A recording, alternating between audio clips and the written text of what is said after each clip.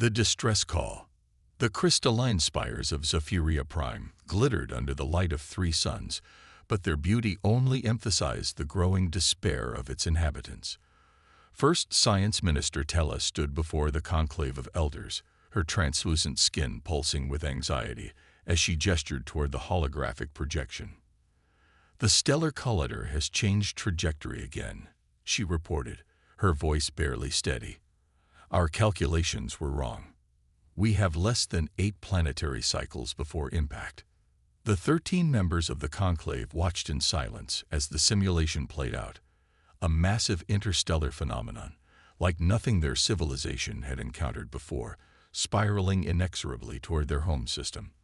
The Zephyrian science vessels had detected it 3 cycles ago, a destructive cosmic event that defied classification.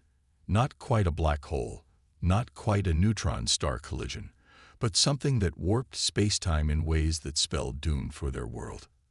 Elder Nixum, head of the conclave, rose from his crystalline throne.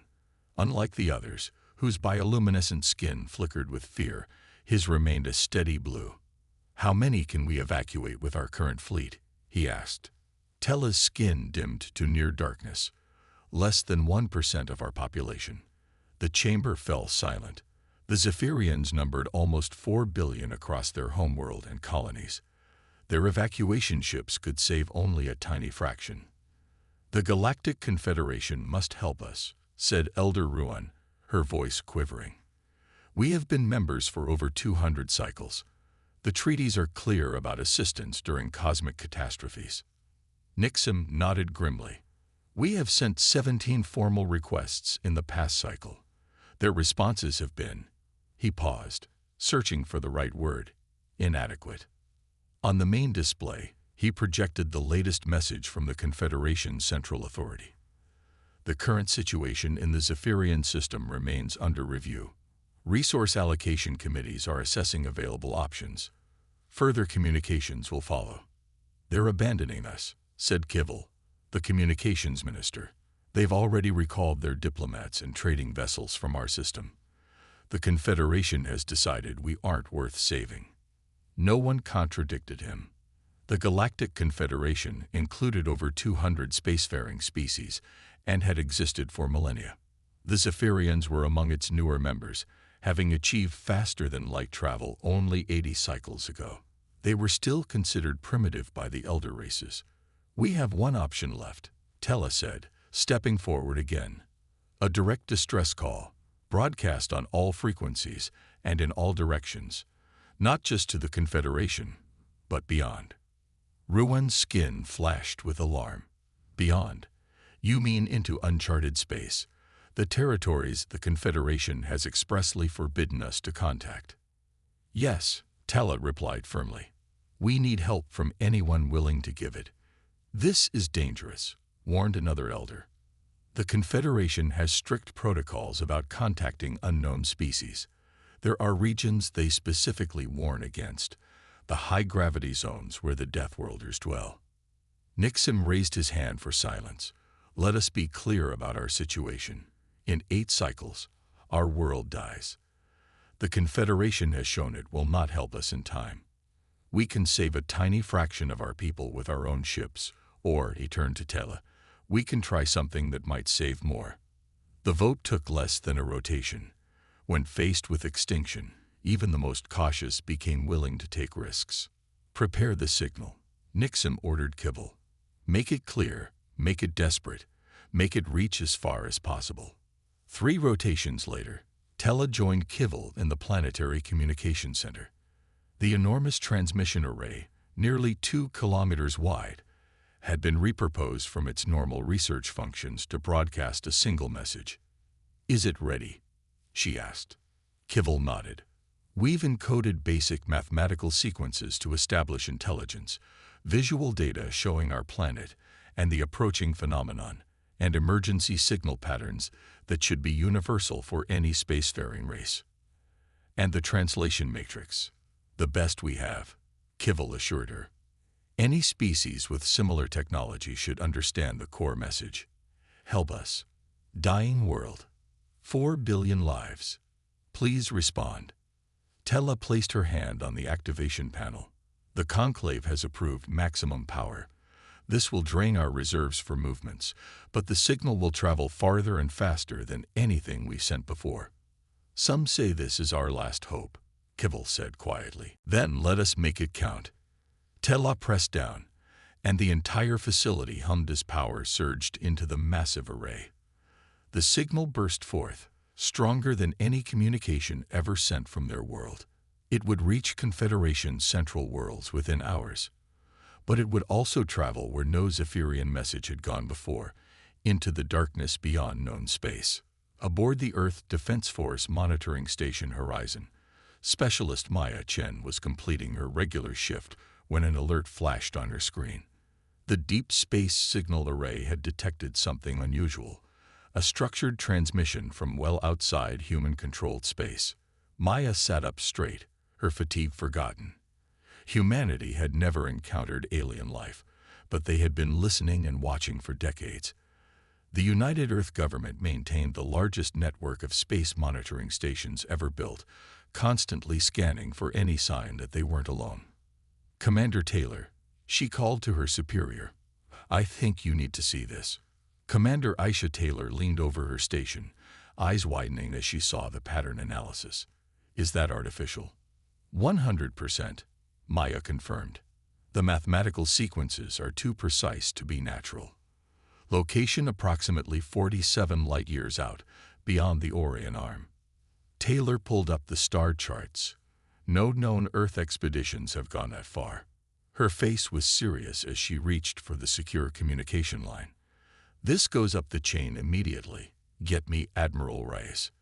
Within an hour, the transmission had been routed to Earth Defense Headquarters in Lagos.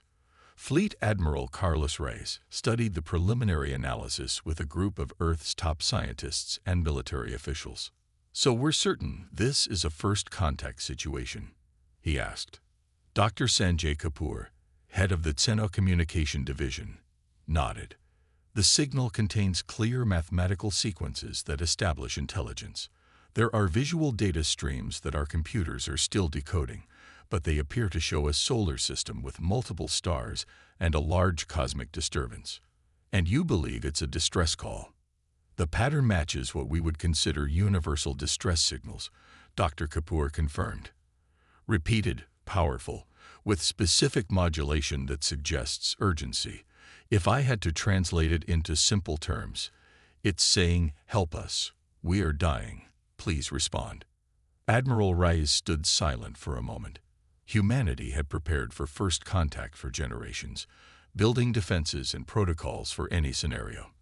But they had expected aggression or careful diplomatic probing, not a cry for help.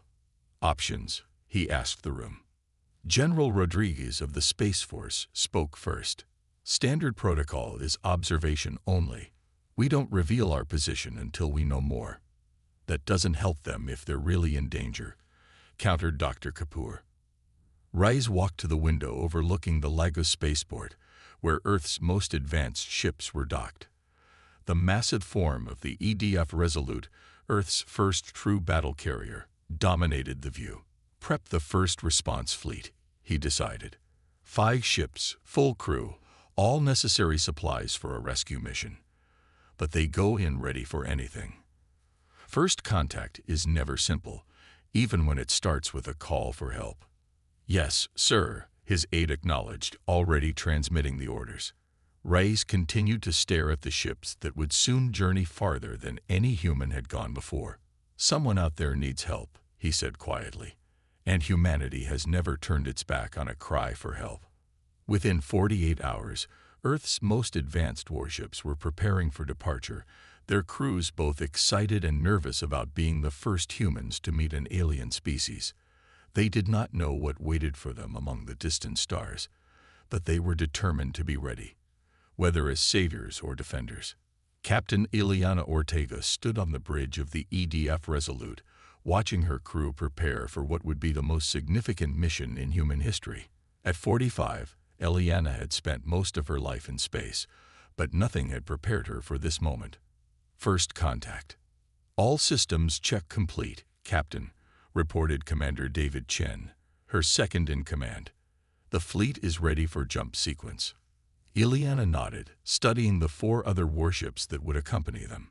Each vessel represented the best of Earth's technology. Heavily armed, well-shielded, and equipped with the experimental FTL drives that would carry them 47 light-years in just over 3 weeks. "Status of the response signal?" she asked. "Sent 24 hours ago," David replied. "Simple message, just as ordered. Help is coming." Transmitted on the same frequency as their distress call. Ileana took a deep breath. "Commence final boarding. All personnel to jump stations in 1 hour." As the crew moved to their positions, Ileana stepped into her private command room. The wall screen displayed the full mission briefing, including everything Earth scientists had decoded from the alien signal. The alien solar system contained 3 stars, and something enormous and destructive was heading toward their planet. The message contained no information about what the aliens looked like or how their society functioned. Earth was going in almost blind. A chime announced an incoming call. Admiral Rice's stern face appeared on the screen. "Captain Ortega," he said, "is your fleet prepared?" "Yes, Admiral. All ships report ready for jump." Rice nodded. "This mission carries the hopes and fears of all humanity, Captain. We've spent centuries wondering if we're alone in the universe.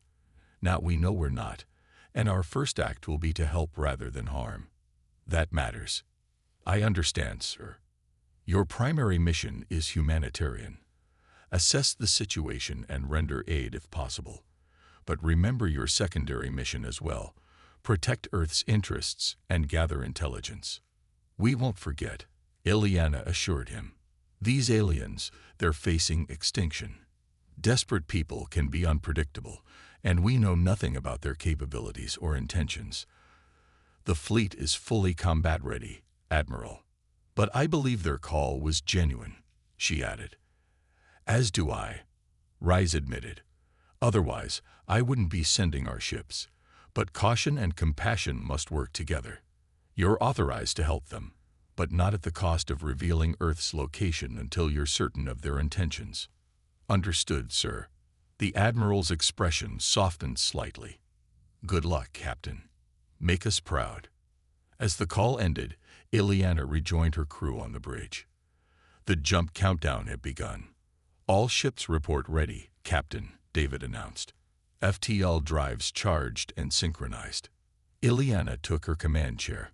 "On my mark. 3, 2, 1, jump."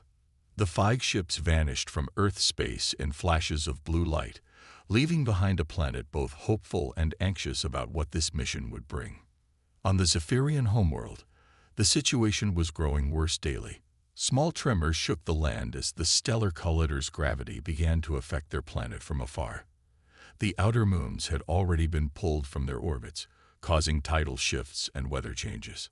Tella walked through the crowded streets of the capital city, her skin dimmed to match the mood of her people.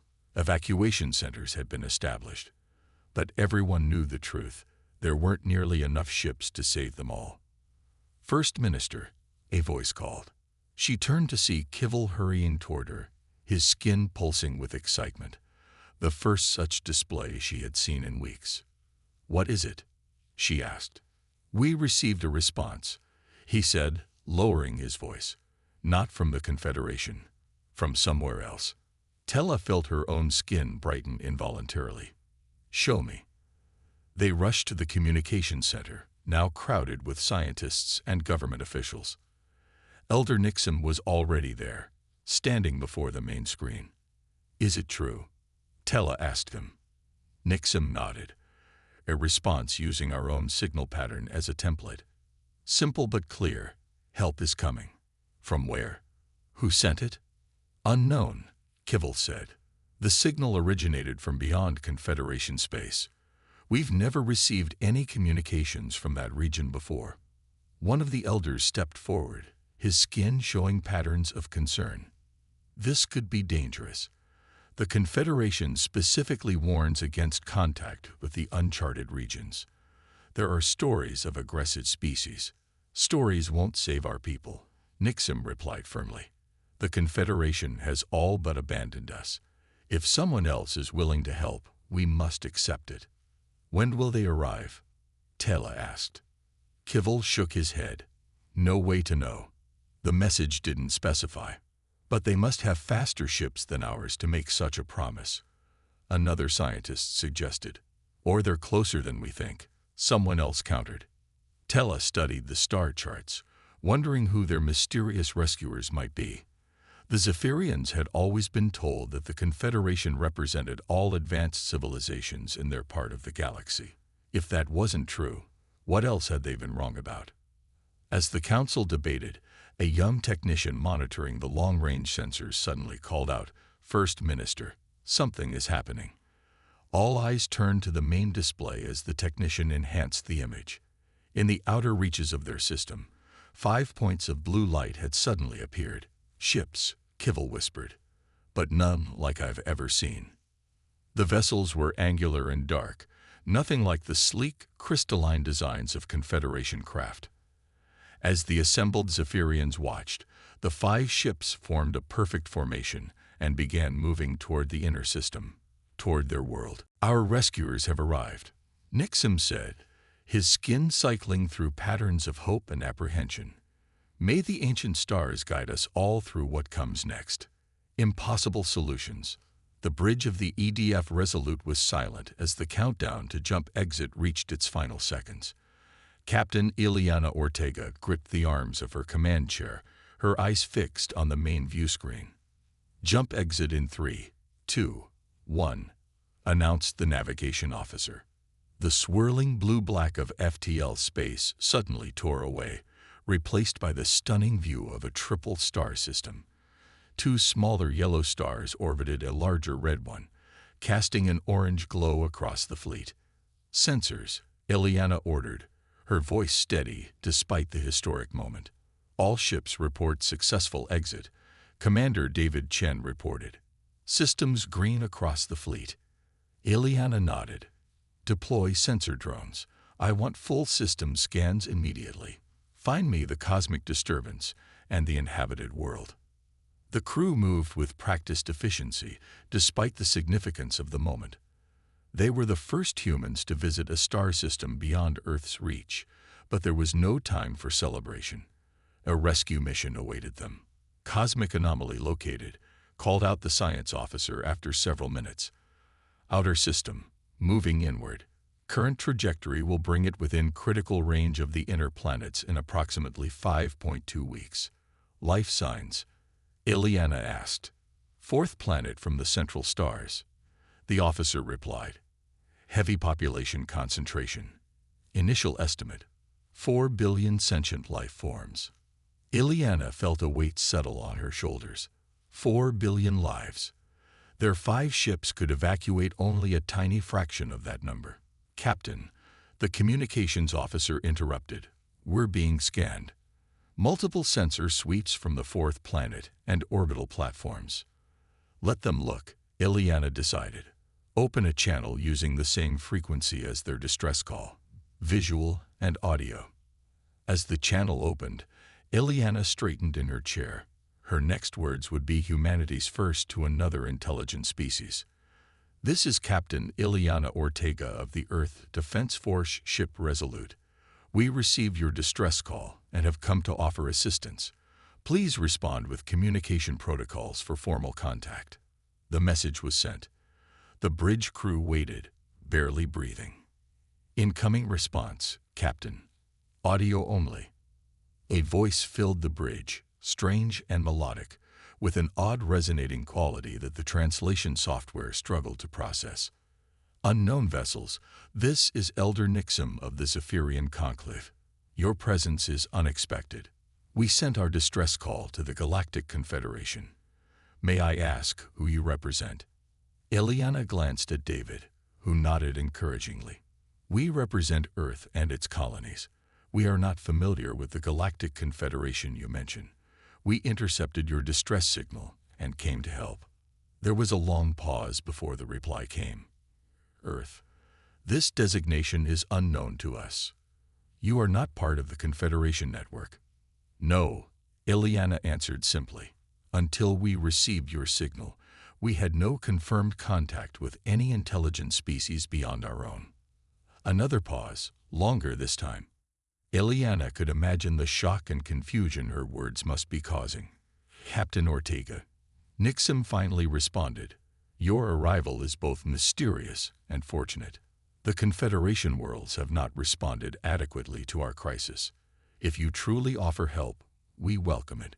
We request visual communication to proceed further. Agreed, Ileana said. We'll send a shuttle to a meeting point of your choosing for formal first contact protocols. 2 hours later, Ileana sat in the Resolute's conference room with a small team of specialists, reviewing everything they had learned about the Zephyrian system. The cosmic anomaly, a complex space-time distortion caused by colliding neutron stars, was worse than initially thought. The planet had perhaps 5 weeks, not 6, before destruction. We've been invited to meet their leadership council in orbit, she told her team. A station they call the Harmony Ring. Dr. Amara Johnson, the mission's xenobiologist, looked concerned. Captain, we still know almost nothing about their biology, atmosphere requirements, gravity preferences, potential pathogens. Their message included basic biological data. Ileana reminded her. They breathe oxygen, though at slightly higher pressure than we do. Their gravity is about 60% of Earth's. The meeting chambers will be set to neutral conditions. It's not ideal for first contact, David said. Usually, there would be months of preparation. We don't have months, Ileana replied. Every day we delay is a day lost for evacuation planning. She stood, making her decision. I'll lead the contact team. Commander Chen, you have the fleet. Dr. Johnson, you're with me, along with Lieutenant Rao for security and Officer Patel for communications. Full environmental suits until we confirm it's safe.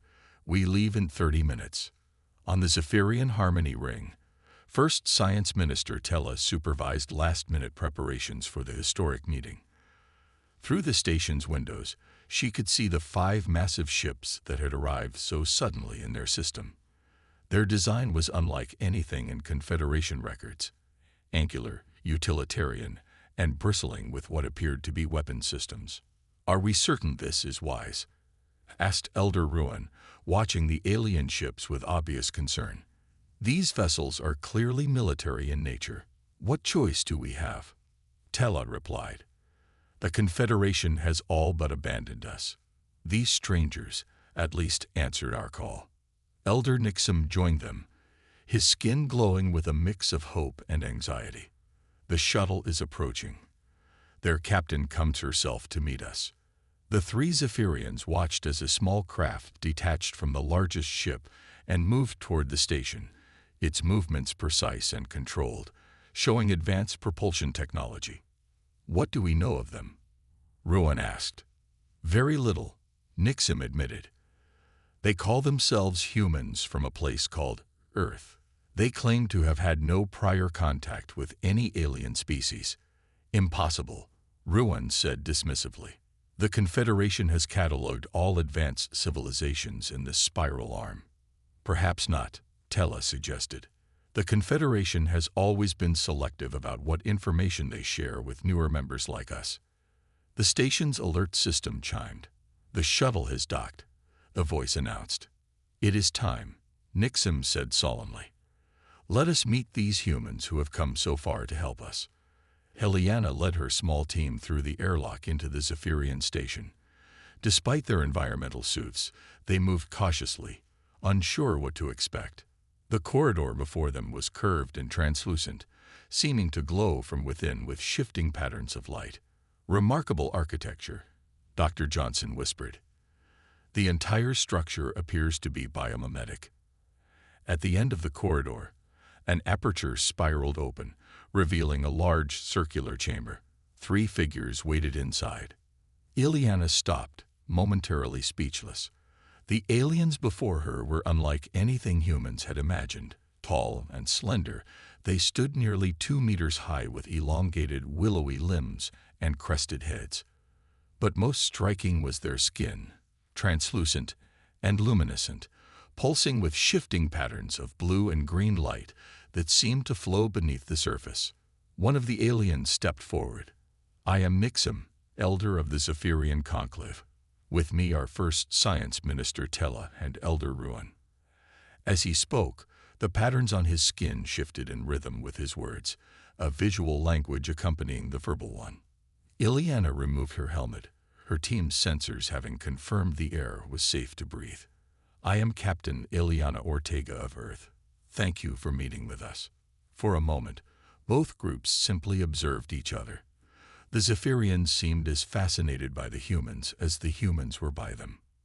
"You are not what we expected," Tella said finally, her skin rippling with what Ileana guessed might be curiosity. "Nor you us," Ileana replied with a small smile. "But we come as friends, and we want to help."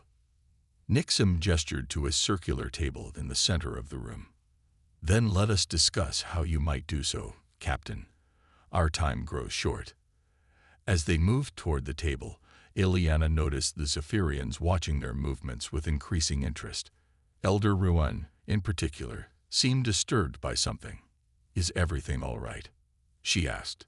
Tella answered, her skin pulsing with what Ileana guessed might be surprise. "Your movements. They are so quick and deliberate, and your body structure appears extremely dense and compact." Ileana hadn't considered how human physiology might appear to beings evolved under different conditions. "This is normal for us," she explained. "Earth has higher gravity than your world." The three Zephyrians exchanged glances, their skin patterns shifting rapidly. "You come from a high-gravity world?" Nixum asked, his voice carrying a new note of caution. "Relatively speaking, yes," Ileana confirmed, not understanding their reaction. "Is that significant?" Elder Ruan moved back slightly. "It would explain the design of your ships." You must be. Deathworlders," Tella finished quietly. The term hung in the air between them, unfamiliar to Ileana, but clearly meaningful to the Zephyrians. Whatever a Deathworlder was, it seemed their rescue mission had just become more complicated. "Deathworlders," Ileana repeated. "I'm not familiar with that term." The three Zephyrians exchanged glances, their skin patterns shifting rapidly in what Ileana guessed might be their version of whispering. Finally, Tella stepped forward. "In Confederation terminology, a death world is a planet with extreme conditions, high gravity, intense radiation, dangerous atmospheric composition, or aggressive ecosystems, worlds where life should struggle to evolve intelligence." Ileana considered this. "I suppose Earth might qualify by those standards. Our gravity is stronger than yours, our atmospheric pressure higher. We evolved alongside predators and survived several mass extinctions." Elder Ruan's skin dimmed noticeably. The Confederation strictly controls contact with species from such worlds. "They are considered unpredictable," Nixum explained. "Potentially dangerous is what Ruan means. Deathworld species are typically quarantined by Confederation directive." Lieutenant Rao tensed beside Ileana, his hand moving slightly closer to his weapon. Ileana gave him a warning glance before turning back to the Zephyrians. "We came to help," she said firmly, "not to be judged by standards we didn't even know existed until today." Tella's skin brightened, "And help is what we need, regardless of where you evolved." She turned to Nixum. "The Elder must make an official decision. Will we accept aid from these humans?" Nixum was silent for a long moment, the patterns on his skin shifting through complex sequences as he considered. Finally, he spoke. "The Confederation has abandoned us to die. If these Deathworlders offer salvation, we would be fools to refuse." Ileana relaxed slightly. "Thank you for your trust. Now, let's discuss how we can help."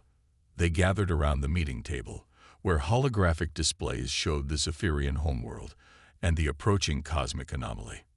The situation was dire, worse than the humans had initially estimated. "Our biggest challenge is numbers," Ileana explained.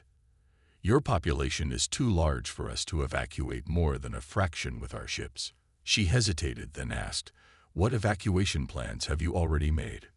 Tella activated a holographic display showing a fleet of crystalline ships. "These are our evacuation vessels. They can carry approximately 30 million people in total, less than 1% of our population." The Confederation was supposed to provide additional evacuation capacity, Nixon added bitterly. They promised aid, but have delivered only excuses. Ileana studied the Zephyrian ships. "Your vessels are beautiful, but they seem fragile." She gestured to the holographic display. "May I?" Tella nodded, and Ileana manipulated the controls to rotate the image of a Zephyrian ship. "These aren't designed for combat or extreme conditions, are they?" "We are a peaceful species," Ruan said stiffly. "Our ships are designed for exploration and scientific research, not war." Ileana nodded thoughtfully. "That makes sense, given your evolutionary environment." She turned to Dr. Johnson. "Doctor, what's your assessment?" Dr. Johnson stepped forward, studying the holographic displays intently. The Zephyrian physiology evolved under conditions very different from ours: lower gravity, less radiation, fewer environmental pressures. Their technology reflects this, elegant but perhaps less robust than what we're accustomed to. "Our ships aren't fragile," Tella objected, her skin flashing with what might have been indignation. "They're simply designed differently from yours." "I meant no offense," Ileana said quickly. "I'm trying to understand your capabilities so we can coordinate effectively." She studied the cosmic anomaly's trajectory again. "We need to evacuate as many of your people as possible, but our combined fleet capacity is nowhere near enough." The room fell silent as the impossible math of their situation became clear. Billions would be left behind. Then Commander Chen's voice came through Ileana's communicator. "Captain, we've completed our preliminary analysis of the anomaly and the Zephyrian world.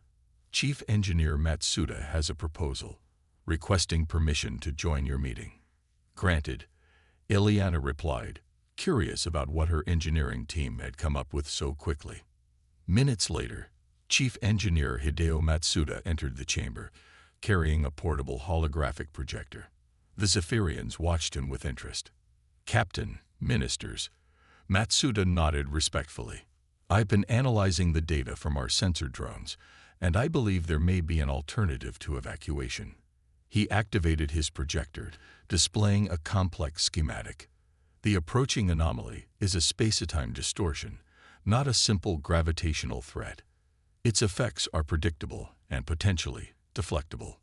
Tella's skin brightened with sudden interest. "Deflectable?"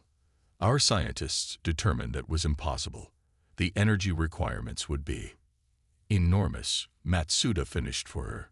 "Beyond what your technology could generate, but not beyond ours." He manipulated the display, showing the 5 human ships positioned in a pentagon formation between the Zephyrian world and the approaching anomaly. "Our vessels are equipped with gravitic field generators, technology we developed for our FTL drives.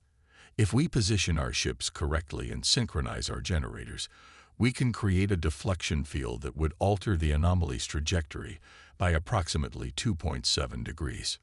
And that would be enough?" Nixon asked, hope evident in his voice. "Barely," Matsuda admitted, "but enough to spare your world the worst effects. There would still be significant gravitational disruption, tidal forces, atmospheric turbulence, seismic events, but not extinction-level destruction." The Zephyrians stared at the display, their skin patterns cycling rapidly. "This technology," Tella said slowly, "the energy requirements must be substantial." "They are," Matsuda confirmed. "The operation would push our reactors beyond their rated capacity. There are significant risks involved." "To your ships?" Ruan asked. "To our ships and crews," Ileana clarified. "This plan would put every human in this system in danger." Silence fell over the chamber as the Zephyrians processed this information. "Why?" Ruan finally asked. "Why would you risk your lives for strangers?" for a species you never knew existed until days ago. Ileana looked at her team, then back to the Zephyrians. Because that's what humans do. We help when we can. It's who we are. It's more than that, Dr. Johnson added softly. On Earth, we evolved in a challenging environment where cooperation was often the difference between survival and extinction. Helping others became embedded in our nature, a trait from your death world. Taylor mused, her skin pulsing thoughtfully. Perhaps, Ileana acknowledged, but whatever its origin, it means we're willing to try this plan if you agree. Nixon's skin glowed intensely as he considered the proposal. The risks to your people are ours to take, Ileana interrupted gently. The alternative is watching billions die when we might have saved them. That's not acceptable to us. The Zephyrian elders conferred silently, their skin patterns communicating in ways the humans couldn't understand. Finally, Nixon turned back to Ileana. The Zephyrian people accept your offer with profound gratitude, Captain Ortega. What do you require from us? 3 weeks later, Ileana stood on the bridge of the Resolute, watching as her fleet took position for the deflection attempt. The cosmic anomaly loomed on the sensors, a swirling distortion of space-time that threatened to swallow the Zephyrian world. All ships report ready, Captain, David informed her. Gravitic generators synchronized and powered to 130% capacity. That's beyond the safety margins, Ileana noted, though she already knew the answer. Yes, Captain. Engineering estimates a 64% chance of critical system failure during the operation. Ileana nodded grimly, and a 100% chance of Zephyrian extinction if we do nothing. She opened a channel to the fleet. All ships, this is Captain Ortega. You all know the risks we face today. You also know what's at stake. 4 billion lives depend on us. Let's show them what humanity can do. She closed the channel and turned to her communications officer. Patch me through to the Harmony Ring. Nixon's face appeared on the screen, his skin glowing with anticipation. Captain Ortega, the time has come. It has, Elder Nixon. We're beginning the deflection procedure now. Your people should seek shelter. Even if we succeed, your world will experience significant disturbances. We understand. Shelters have been prepared according to your specifications. Nixon's skin pulsed with a pattern Ileana had come to recognize as deep emotion. Whatever happens next, know that the Zephyrians will never forget what you have attempted here today. Save the thanks for when we succeed. Ileana replied with a confidence she didn't entirely feel. Resolute out. She turned to her crew. Begin gravitic field generation. All ships to maximum output on my mark. 3, 2, 1. Mark. The 5 human ships, positioned in a precise pentagon formation, activated their gravitic generators simultaneously. Brilliant blue energy fields extended from each vessel, merging to form a massive deflection barrier directly in the path of the oncoming anomaly. The bridge shuddered as the Resolute's systems,